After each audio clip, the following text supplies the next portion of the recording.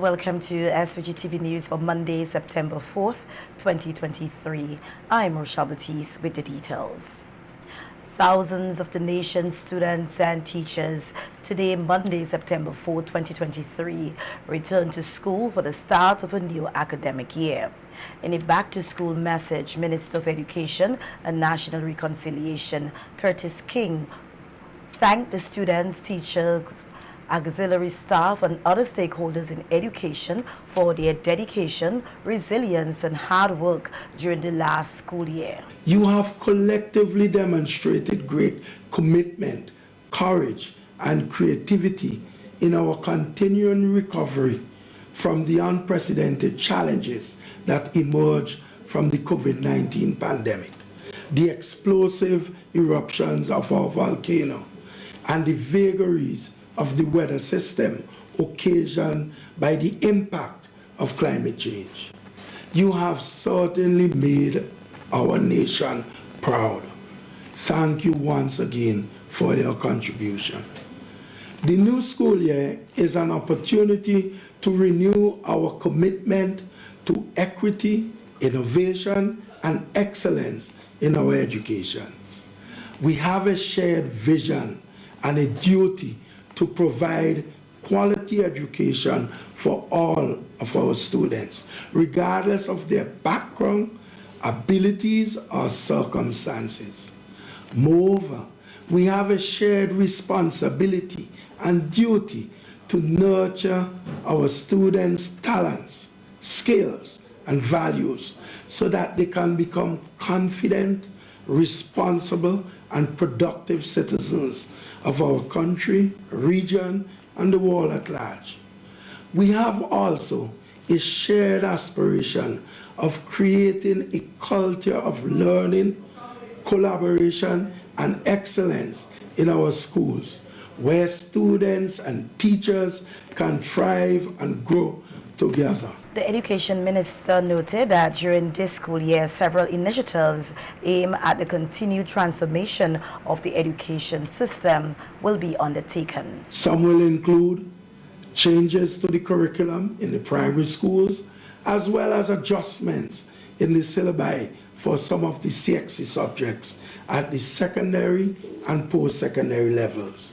The introduction of the National Vocational Qualification certification in the secondary schools to complement the Caribbean vocational qualification that is already being offered in some schools.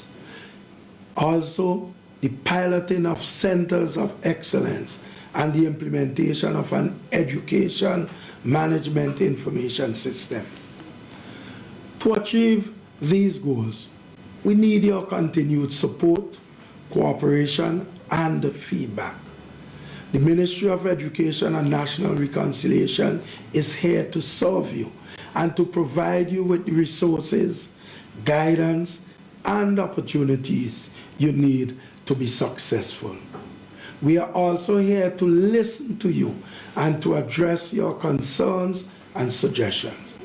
You can always reach us through our website, telephone numbers, or visit us at our office. We welcome your ideas on how we can improve our education system. Minister King also used the opportunity to wish his fellow educators and all other stakeholders a happy, healthy, and successful new school year. May you enjoy learning new things, making new friends, and discovering new possibilities. May you always strive for excellence, embrace diversity, and seek reconciliation. May you always be guided by our national motto, peace and justice. Thank you for being part of our education community. Teachers and students of the Calico Anglican School started off the new academic year with a service at the St. Paul's Anglican Church under the theme, No Looking Back, Moving Forward and Embracing New Beginnings. Pastor Francis, who delivered the feature address at the service, told the students that as they embrace new beginnings, they must be able to remember all that they learned last year. In order for you to be a better me, a better you, you must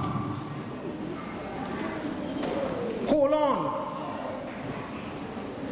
to the knowledge, hold on to the wisdom, hold on to the understanding that you gained last year. Know to move forward and embrace new beginnings. It is all about changes, positive changes in your life. And to enhance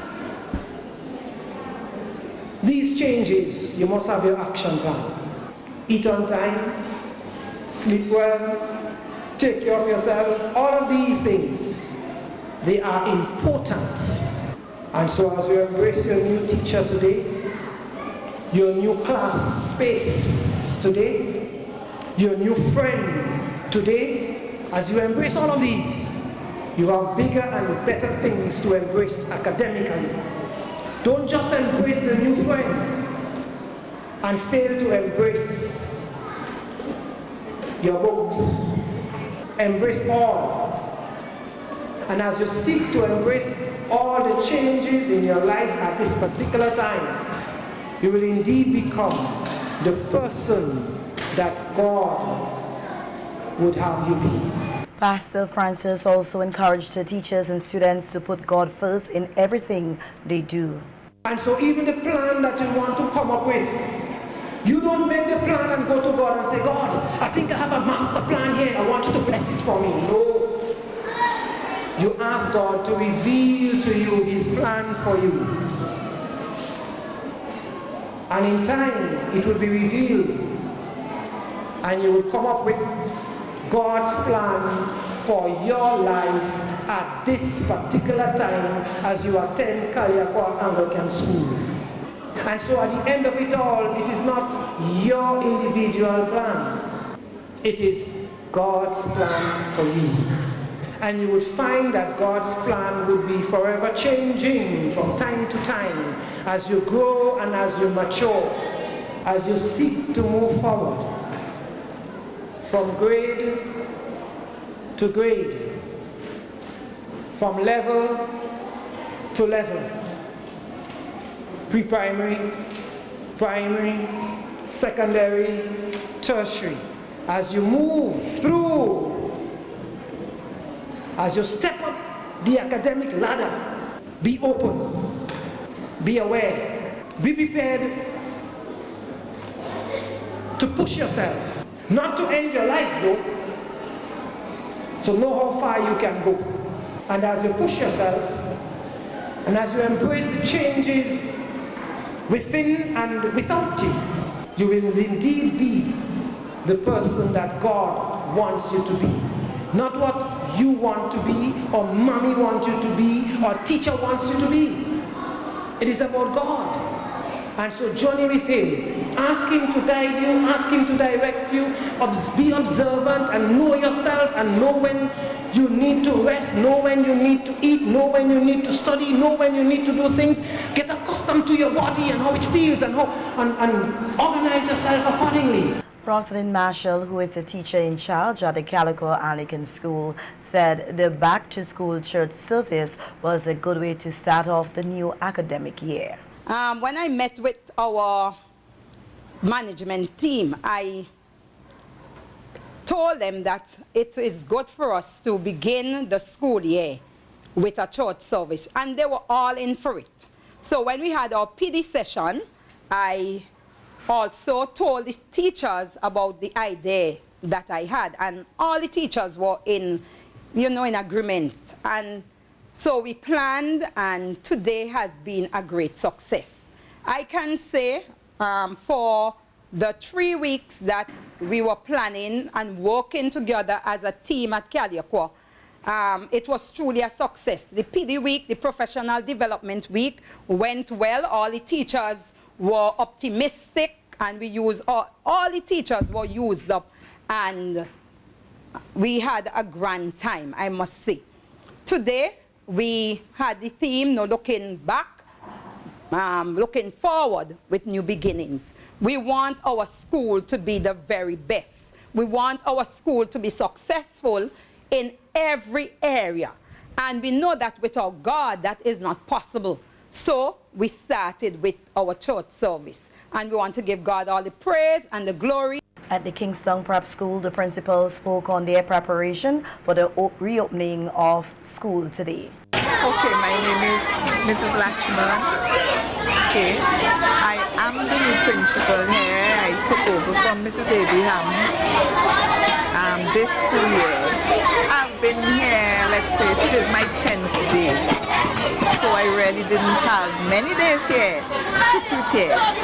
However, the preparations, they were hectic. I was here up to Saturday evening late trying to get things in order. We still had a few hitches, but we still have to thank God. This morning we got most of them ironed out.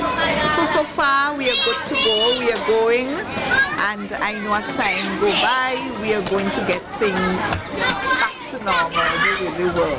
So as for myself, I'm still trying to feel things out and to learn about the culture and how things are being done at the school. Students are always excited to go to new classes.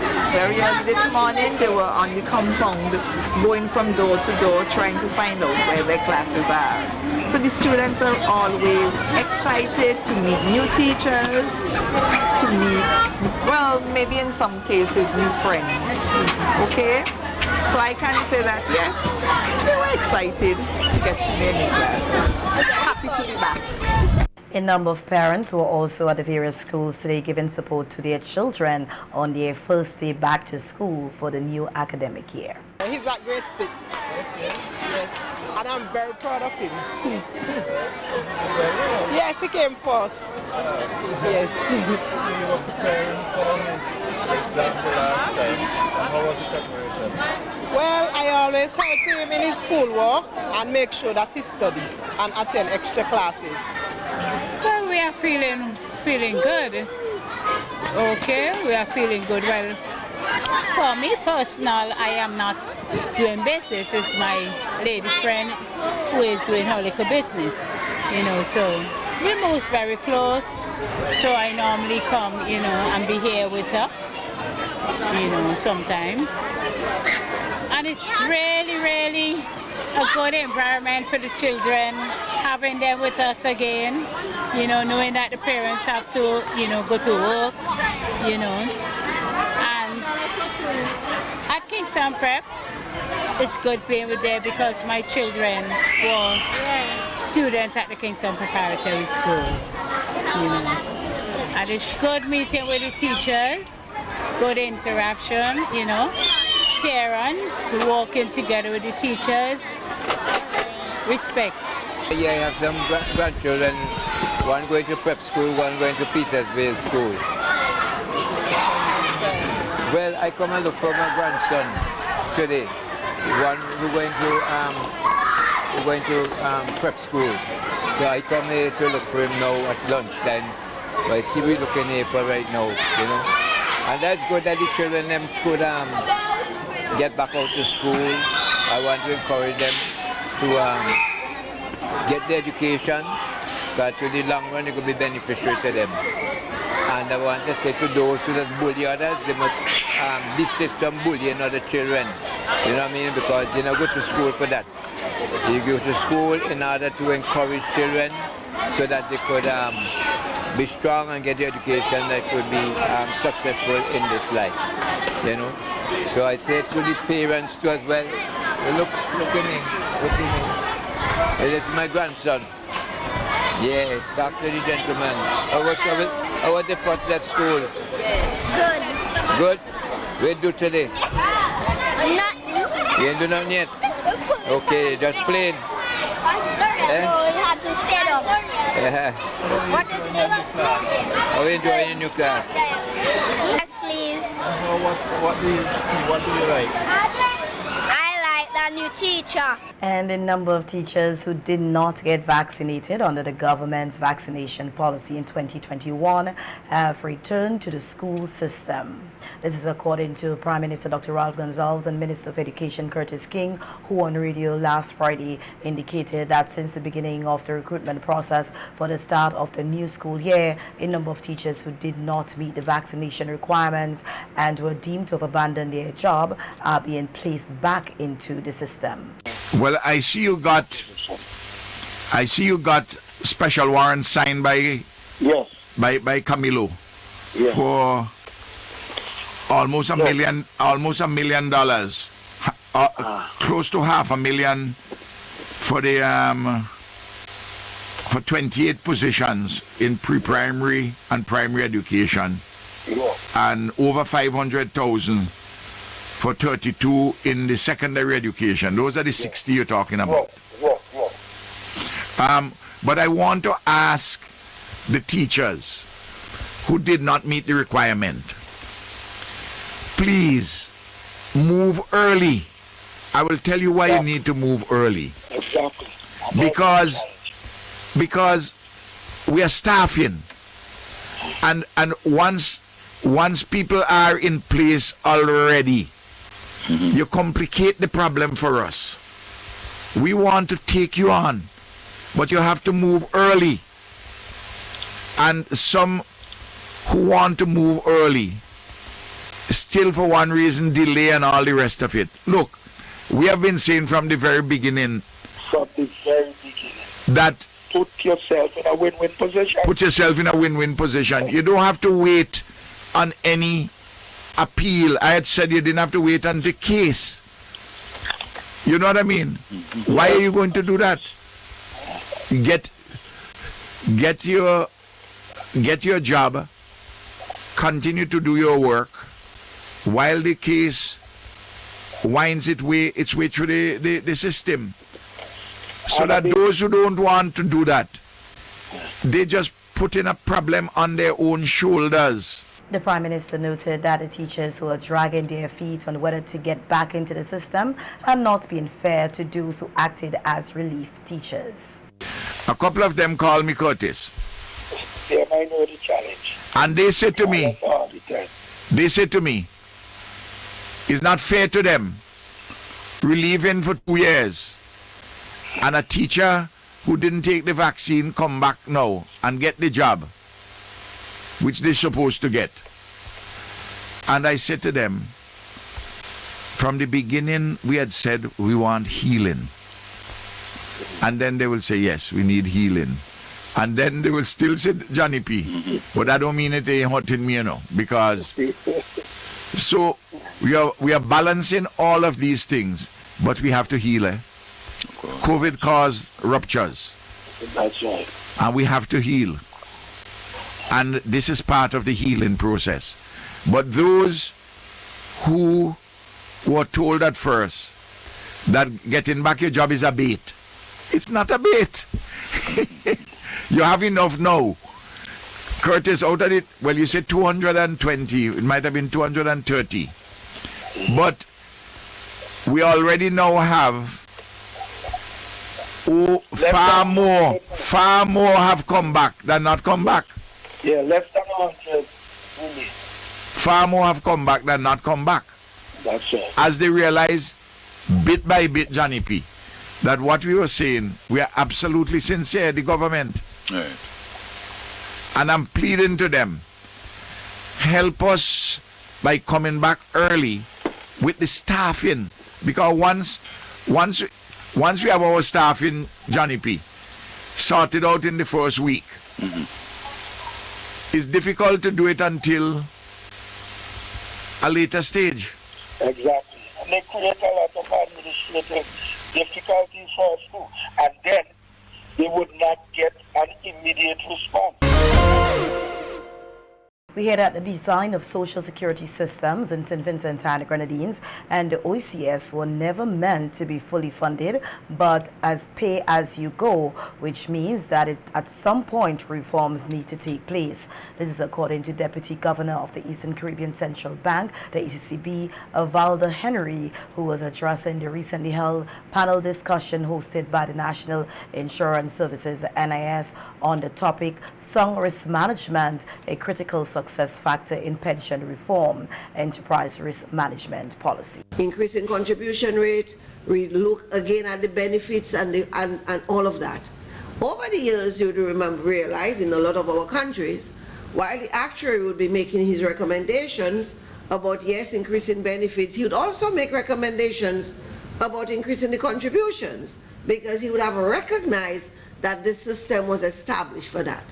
But in many of our countries, our governments increased the benefits, which all of us were happy for, without increasing the contribution, and you realize what would happen if that are lopsided. That scale would not balance. Now is the time to right that scale, and that's part of why we are here, and we will look at how risk management is a critical component of that. And we know what is risk, uncertainty. If we knew for certainty what was going to happen, there would be no risk at all. We'd all take the decisions that would ensure success for us. And the risk management process is critical, and then I'll show you the slide a little earlier that shows that risk and strategy are intertwined. You cannot speak about strategy without talking about risk. And the pension reform is one of the strategic focus of the NIS.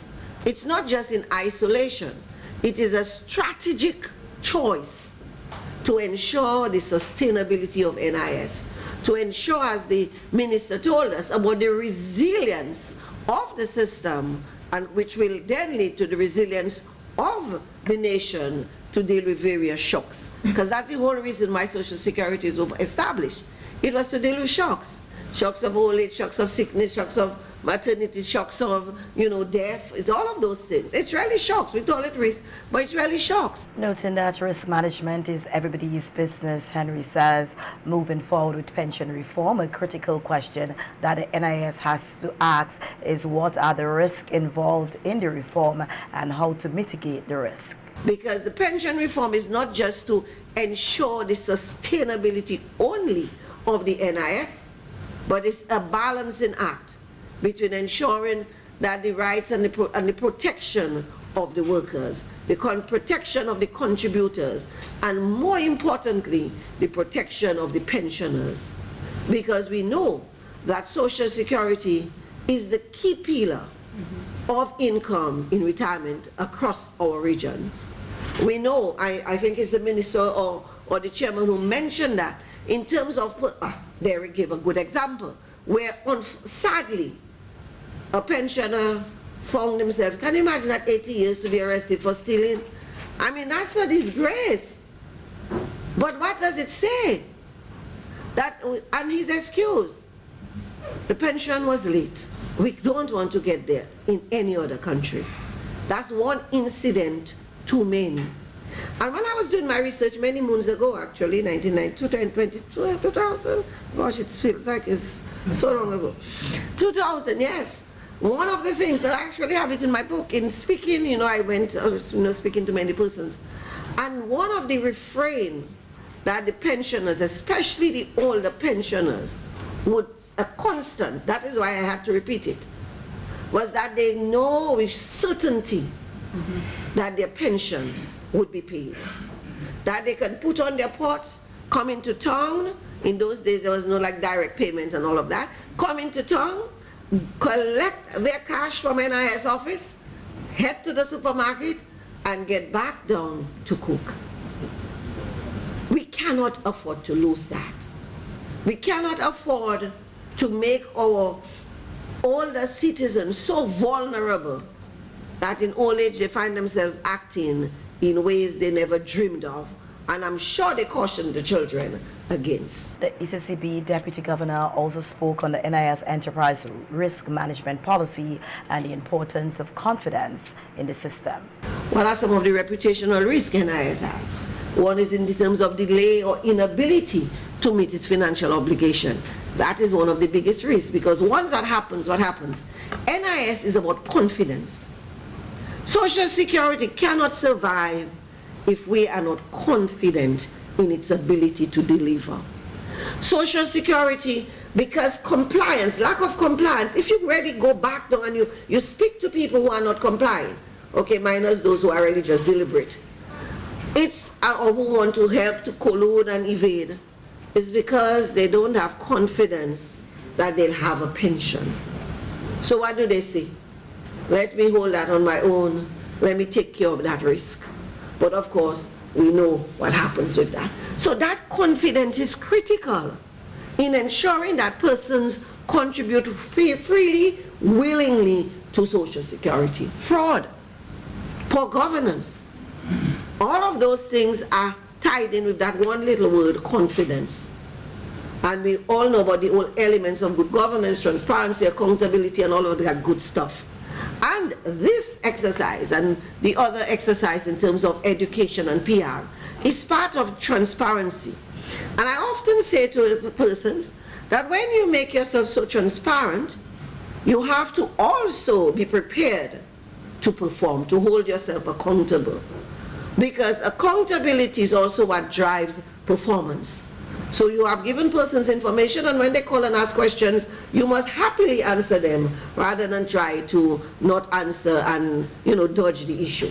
In order to meet food security needs in the OECS, the availability of agricultural lands are of utmost importance. This is according to plant pathologist and biotechnologist and regional agribusiness advisor, Professor Leonard Ogaro, who was at the time addressing a panel discussion held as part of a two-day summit held here in SVG to address the implementation of the recently crafted Food and Agriculture Systems Transformation FAST strategy. The planners estimated, for example, in Barbados, about 26,000 acres of lands required to meet food security needs.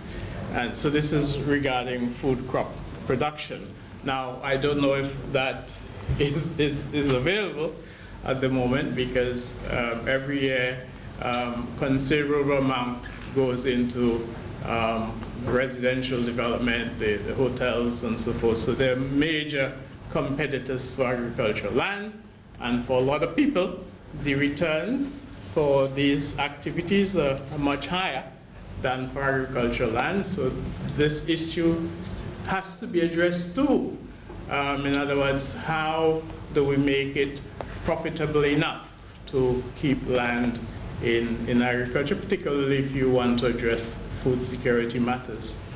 Now, so just reflecting on the Barbados figure, just assuming it's adequate, then the question we need to ask then is what equivalent acreages are needed for the OECS food security plan, either collectively or individually.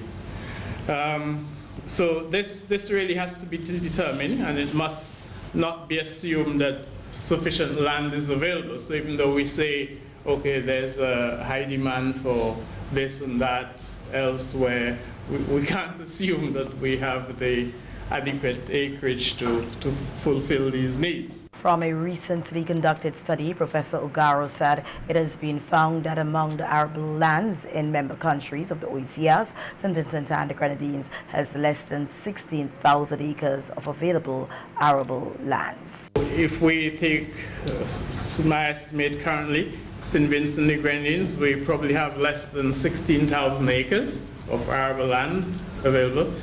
St. Lucia, less than 30,000, and Dominica, less than 50,000. Now, so these acreages are at least 40% smaller than they were about 50 years ago. So you can see there's a tremendous amount of leakage of land from agriculture. So we need to take these issues into account in the FAST strategy to be able to address food security planning seriously. We need to know how much land we have and what it's capable of producing.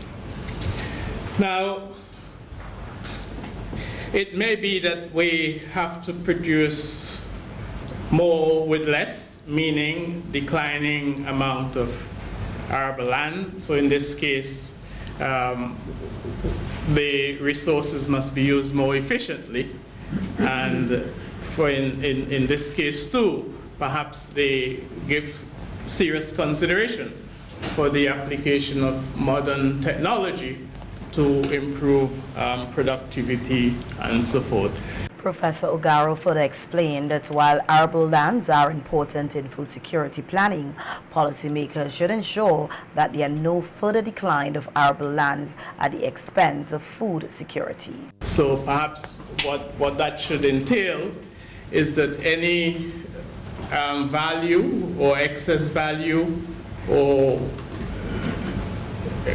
accrue to land coming out of the agricultural system, some of that should be used perhaps to finance the improvement of modern technology to the agricultural sector. So in other words, if you get tremendous profits from land moving into the hotel sector, use some of that to help finance food security, particularly through training or the implementation of appropriate modern biotechnology. So it really should not, at this point, occur at the expense of food security, but the crawlback is that you can use some of the profits from those to finance improvements in the food security plan, particularly with respect to training and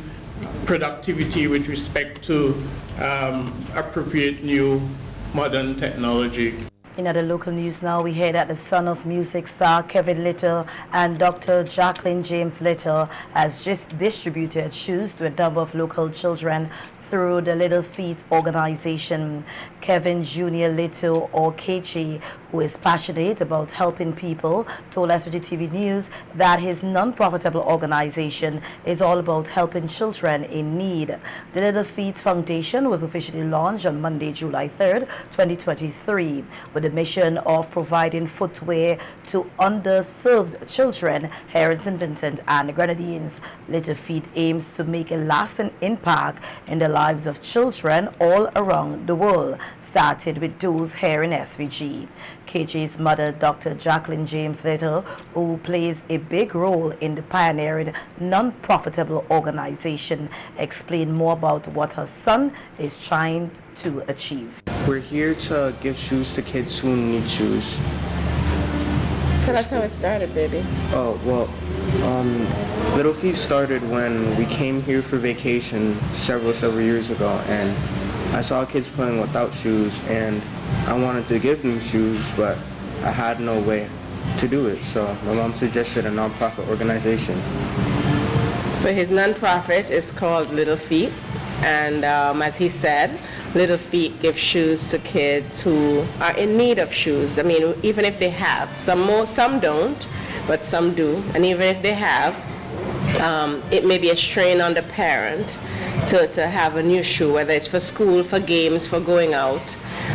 So we're not restricting the kids just to school shoes. If they need a pair of shoes in some capacity, and it's very difficult for the parent, we're committed to helping in that way. He's committed to helping in this way. I'm a helper. I'm a volunteer. And I'm mommy, and I'm the loan giver that will be paid back over time as the charity grows. But right now, that's what we're here for. Okay, what age range are you looking at? The first set of shoes distributed was school shoes, and Little said there are more on the way. We are very aware. I'm Vincentian, went to school here, born and raised, so I'm very aware of the school policies and the school colors. So what we did was the majority of the shoes purchased for this first round where they're going back to school, were adhering to the school colors. So we made sure that the black, plain, no cut, no designs, no whatever, was on a lot of the shoes.